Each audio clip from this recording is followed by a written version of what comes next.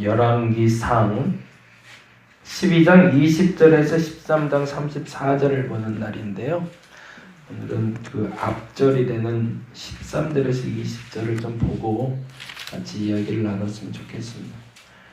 12장 오늘 이제 원래 읽어야 될 본문은 20절부터 13장 34절까지가 됩니다. 근데 어저께 이제 솔로몬 얘기를 하다가 너무 중요한 얘기를 놓치고 와서 그 얘기는 살짝 좀 엮고, 그리고 오늘 본문과 연관된 이야기와 오늘 일어나는 일들에 대해서 우리가 한 번 더 점검해야 될 것 같아서 13절부터 20절까지 봅니다. 12장 13절에서 20절까지.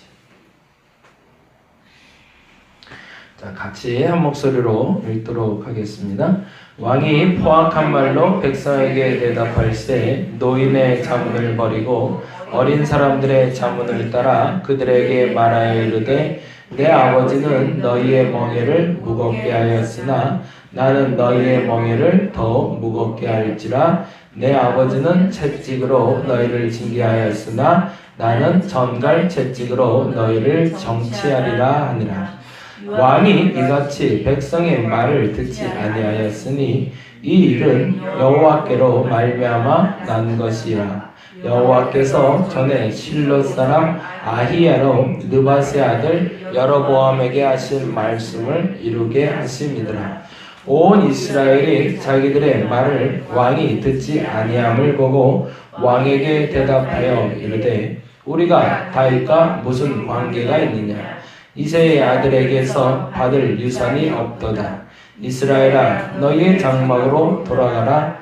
다윗이여 이제 너는 내 집이나 돌아보라 하고 이스라엘이 그 장막으로 돌아가니라. 그러나 유다 성읍들에 사는 이스라엘 자손에게는 르호보암이 그들의 왕이 되었더라. 르호보암 왕이 역군의 감독 아도람을 보냈더니 온 이스라엘이 그를 돌로 쳐 죽인지라. 르호보암 왕이 급히 수레에 올라 예루살렘으로 도망하였더라. 이에 이스라엘이 다윗의 집을 배반하여 오늘까지 이르렀더라. 온 이스라엘이 여로보암이 돌아왔다는 듣고 사람을 보내 그를 공회로 청하여 온 이스라엘의 왕으로 삼았으니 유다 지파 외에는 다윗의 집을 따르는 자가 없습니다. 아멘. 그리고 오늘 본문이 되는 21절에서 13장 34절까지는 종교적인 이야기가 좀 나오고 있어요. 근데 이제 그 이야기도 물론 이제 다뤄야 될 이야기지만 어제 말씀드린 대로 사실 이제 솔로몬에 대한 이야기를 조금 마무리하고, 솔로몬이 생각보다 위대한 왕인데 그에 대한 기록이 굉장히 짧아요. 근데 그럴 수밖에 없는 이유는 우리가 계속 살펴본 것처럼 그가 세운 업적보다 그가 망쳐놓은 업적이 많기 때문에 그렇습니다. 그래서 사실은 이스라엘 사람들에게 있어서도 그에게 대해서 우리가 알고 있는 부한 왕, 지혜가 많던 왕, 그리고 참 천수를 누리며 행복하게 살았던 왕이라는 그 규정 속에 우리가 말해왔던 것들을 사실은 조금 신랄하게, 왜 그가 그의 왕정이 맞춰지고 나서 그렇게 사분을 찢어지게 됐는지를 점검해 보는 게 사실은 열왕기상의 목적이기 때문에 그렇습니다.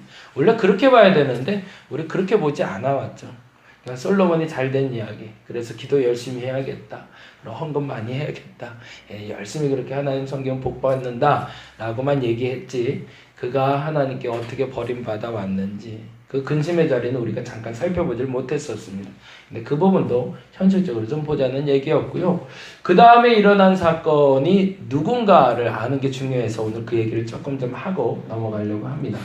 솔로몬 시대의 가장 위대한 업적 중에 하나다라고 얘기하면 아까 말한 대로 사실은 그렇게 큰 업적이 없어요. 솔로몬은 광개토 대왕이 있었고 장수왕이 있었고 그랬던 것처럼, 광개토 대왕이 나라와 영역을 넓혀놨을 때 장수왕이 그 안에 치적을 잘 했던 것처럼, 사실은 외적인 것을 다윗이 튼실하게 했으면 내실을 기하는 일로 했어야 되는데 솔로몬은 그 역할을 못 해냈거든요. 근데 이 솔로몬에게 있어서 그 내실을 기하는 계기가 됐던 사건은 왕궁 건축과 성전 건축이었습니다. 근데 그 시간이 생각보다 길었어요.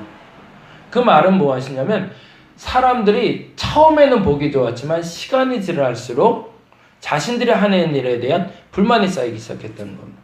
건축이 너무 많이, 너무 오랫동안 지속이 되다 보니까 일하는 노동자들이 지치기 시작한 거죠. 하루 이틀도 아니고 솔로몬은 맨날 건물 지어.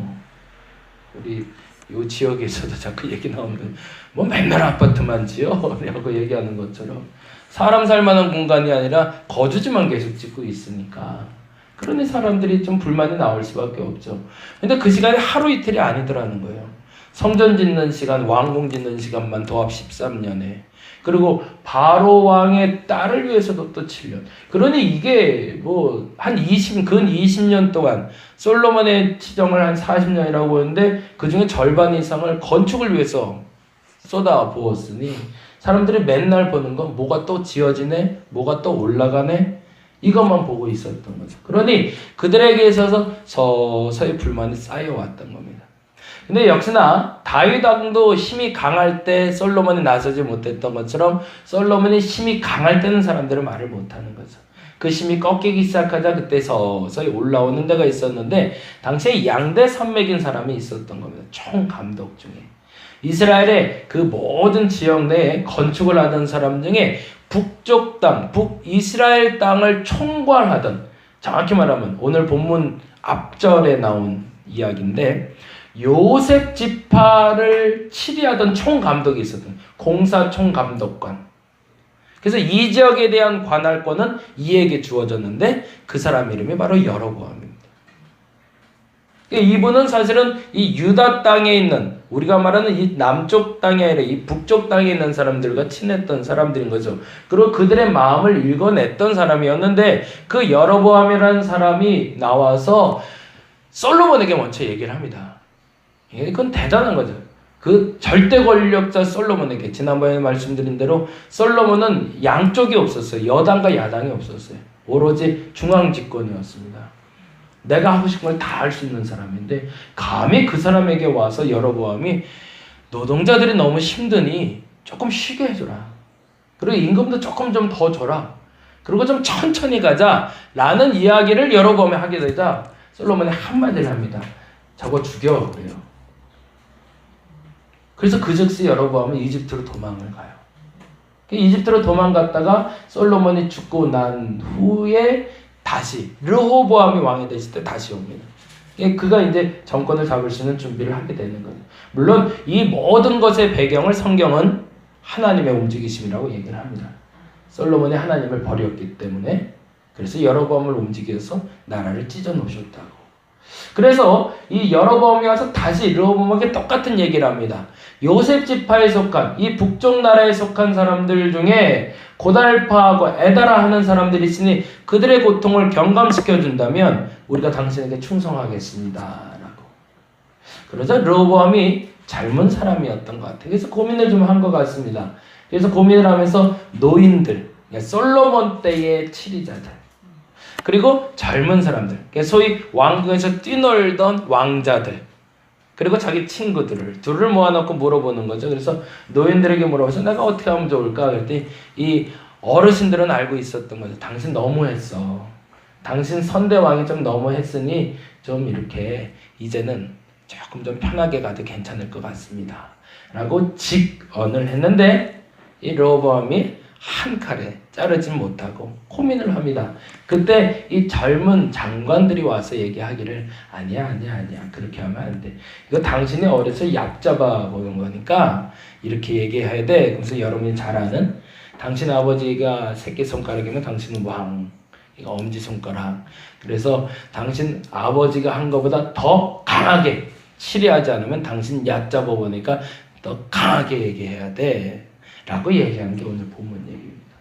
그러자 르호보암은 여로보암을 불러다가 한 번에 더 이상 의논할 가치도 없이 3일 만에 다시 오라고 얘기해놓고 여로보암에게 나는 더 강하게 너희를 치료할 테니 두 번 다시 나한테 그렇게 하지 말라고 얘기하는 장면이 오늘 본문의 이야기입니다. 그러고 나서는 여러분이 잘 아는 대로 다음과 같은 일이 벌어지는 거죠. 11장 우리 봤던 이야기를 조금 체크를 하고 넘어갈까요? 11장 28절 보겠습니다.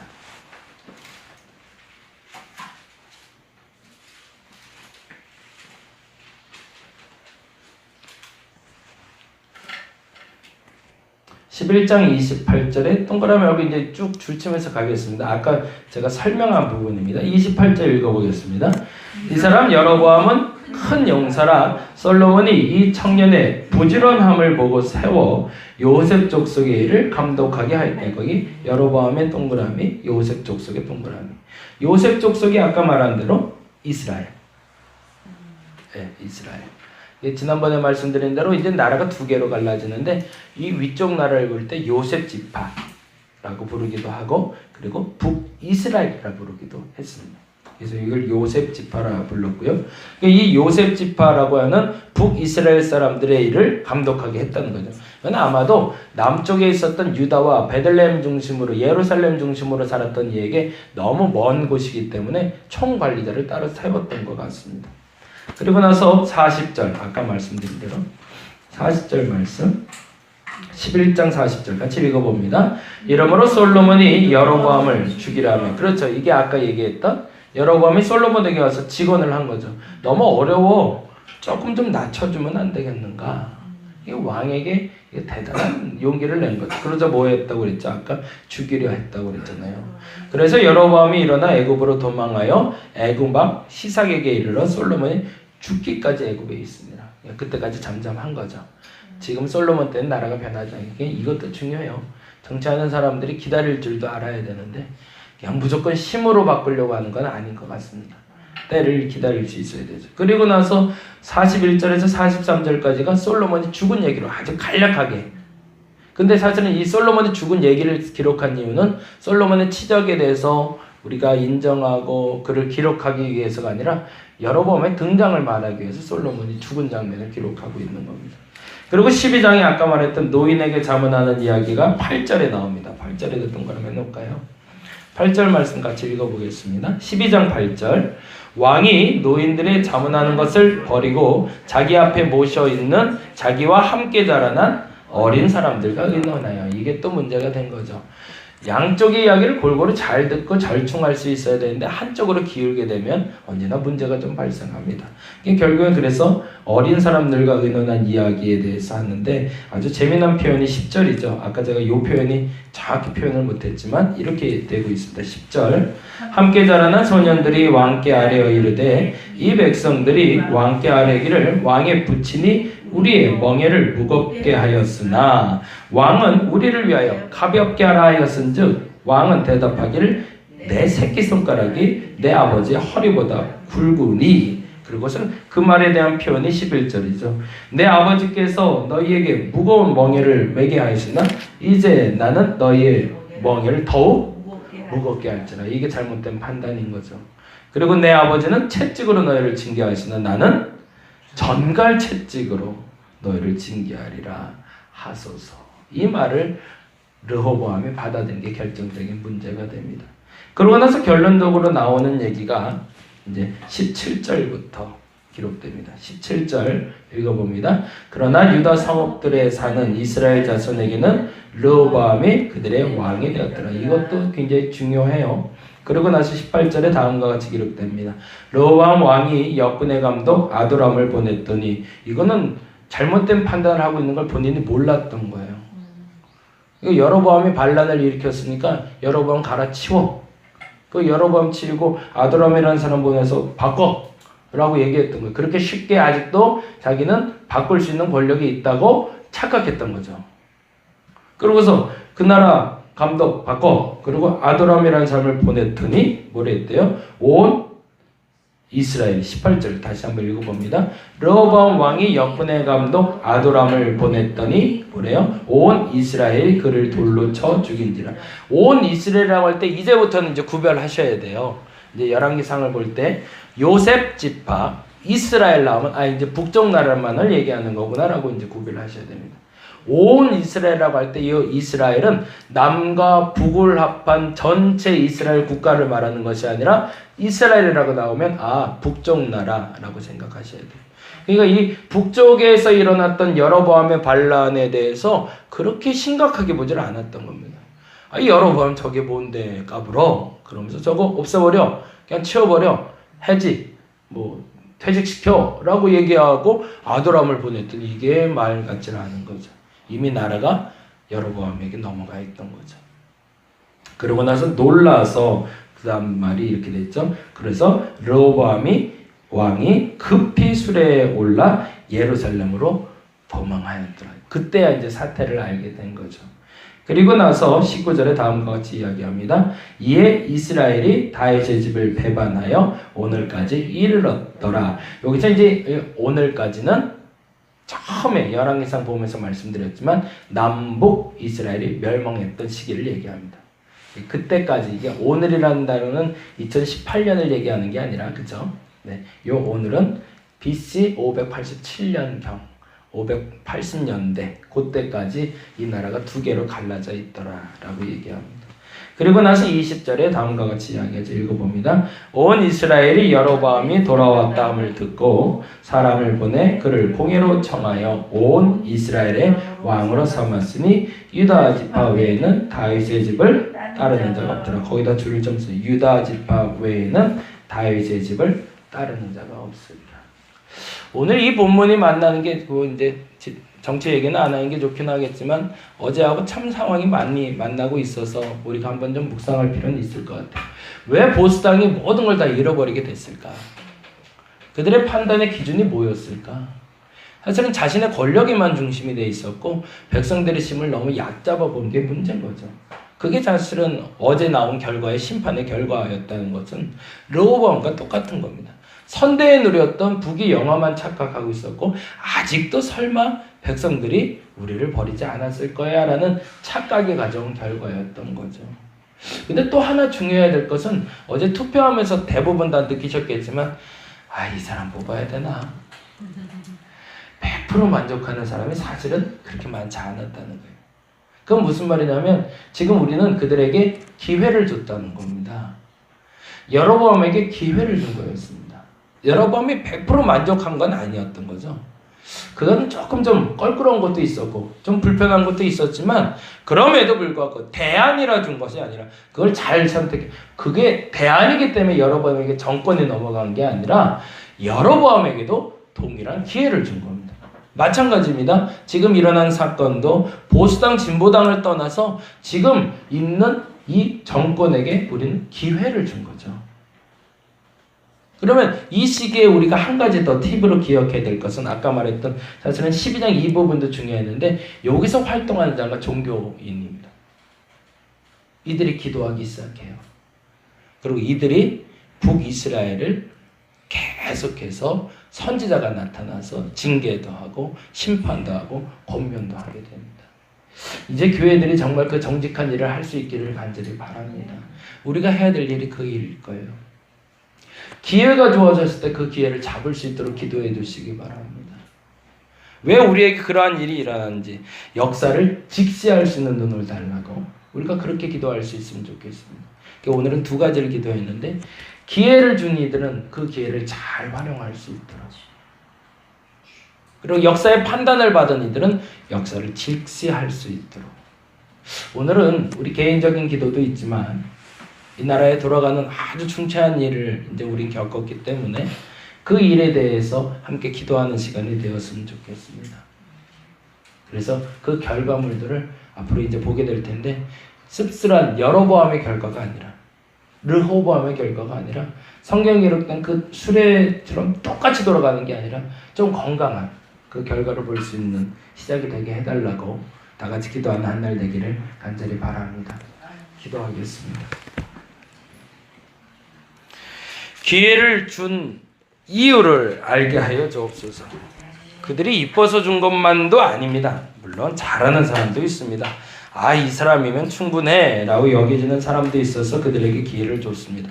그런데 영 좀 찝찝하긴 하지만 그래도 지금은 그래야 될 것 같아서 그래서 한 표를 던져준 사람도 있습니다.